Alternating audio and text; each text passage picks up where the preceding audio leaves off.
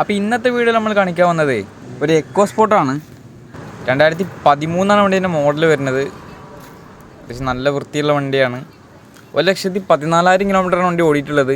ഏറ്റവും full option വണ്ടിയാണ്. Titanium plus ആണ് വണ്ടീൻ്റെ ഓപ്ഷൻ വരുന്നത്. എല്ലാ ഫീച്ചേഴ്സും അങ്ങനെയുള്ളൊക്കെ വണ്ടിക്ക് വരും. KL12 വയനാട് രജിസ്ട്രേഷനിലാണ് വണ്ടി നിലവിലുള്ളത്.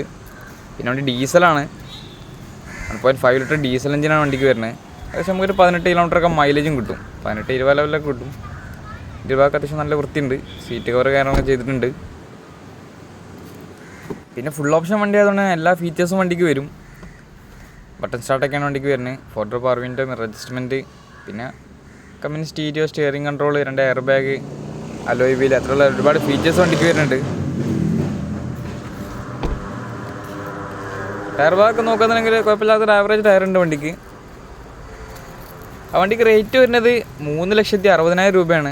ഓൾമോസ്റ്റ് നമുക്ക് 3 ലക്ഷം വരെയൊക്കെ വണ്ടിക്ക് ലോണും ചെയ്യാൻ പറ്റും.